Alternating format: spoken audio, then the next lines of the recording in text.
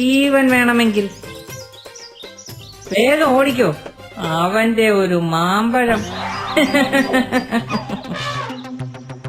അയ്യോ മോനെ, നീ എന്താ ഈ കാണിക്കുന്നേ? നിൽക്കവിടെ, പറയട്ടെ. ഇവന്റെ ഒരു കുറുമ്പ്.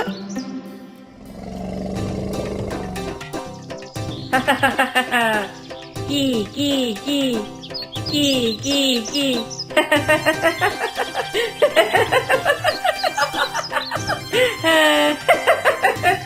അയ്യോ ആനക്കുട്ട, അങ്ങനെ ചെയ്യരുതേ.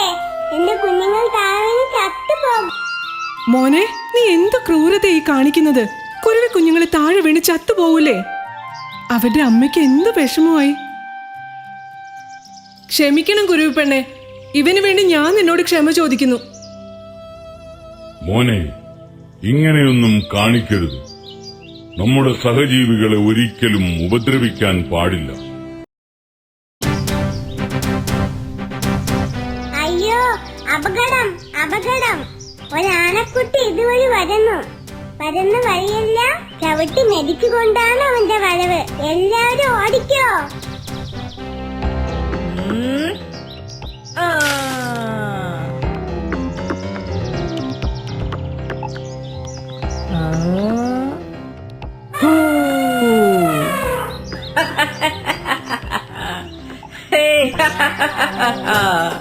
പറക്കട്ടെ പറക്കട്ടെ, പറന്നു പറന്നു. പൂമ്പാറ്റയും പറന്നു, പൂവും പറന്നു. ഇനിയിപ്പോൾ ചിന്തിച്ചു നിൽക്കാൻ സമയമില്ല. എല്ലാവരും മാളങ്ങളിൽ നിന്ന് പുറത്തിറങ്ങി രക്ഷപ്പെടുക. അപ്പോ നമ്മളെ മാളങ്ങൾ പെട്ടെന്നാകട്ടെ, അതൊന്നും നോക്കിയിട്ട് കാര്യമില്ല. ജീവനാണ് ഇപ്പോൾ വലുത്. വേഗം വേഗം! ആന ഇതാഞ്ഞെത്തി. ഒന്ന് വേഗമാവട്ടെ.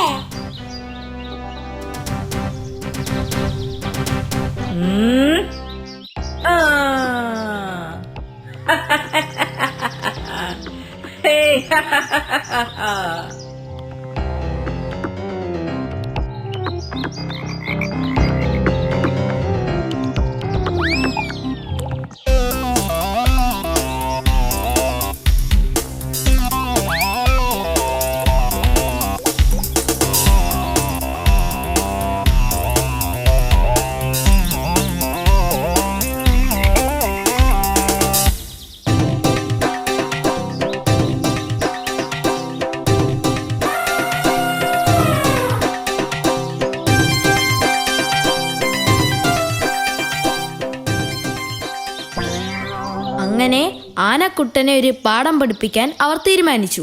അതിനായി അവർ കുളക്കരയിൽ ഒത്തുകൂടി. ഈ കുട്ടിയാണ് ഒരു ക്രൂരൻ തന്നെ. ഒഴിഞ്ഞൊഴിഞ്ഞു പോയിട്ടും അവൻ നമ്മളെ ഉപദ്രവിച്ചുകൊണ്ടേയിരിക്കുന്നു. അവനൊരു പാഠം പഠിപ്പിക്കണം. അതെ അതെ, പക്ഷേ അവനെ നേരിടാനുള്ള ശക്തി നമുക്കില്ലല്ലോ. ശക്തി കൊണ്ടവനെ നേരിടാൻ നമുക്ക് കഴിയില്ല. എന്നാൽ ബുദ്ധി കൊണ്ടവനെ നേരിടാൻ നമുക്ക് കഴിയും. അതിനായി ആരുടെയെങ്കിലും സഹായം നമുക്ക് തേടണം. ഇവിടെ അടുത്തൊരു ചുണ്ടല് താമസമുണ്ട്. അവൻ എന്റെ സുഹൃത്താണ്. നമ്മുടെ സങ്കടം അവനോട് പറഞ്ഞു നോക്കാം. അവൻ നമ്മളെ സഹായിക്കും. അത് ശരിയാ.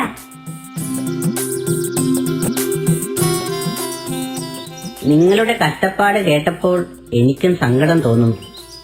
ഞാൻ നിങ്ങളെ സഹായിക്കാം. ക്രൂരനായ കാട്ടാനയെ ഒരു പാഠം പഠിപ്പിക്കണം.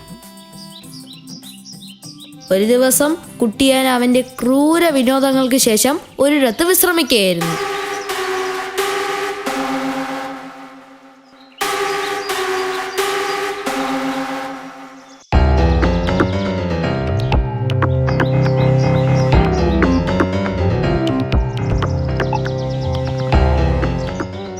നീ ഒരു കുഴപ്പക്കാരനാണ് അല്ലേടാ?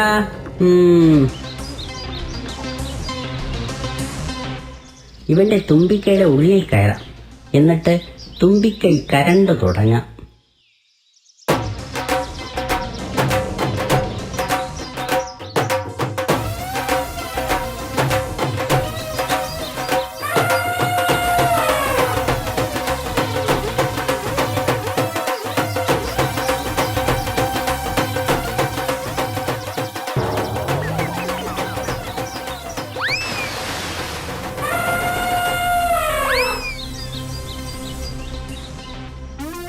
മറ്റുള്ളവരോട് ക്രൂരത കാട്ടുന്നതിൽ സന്തോഷിക്കുന്നവനാണ് നീ.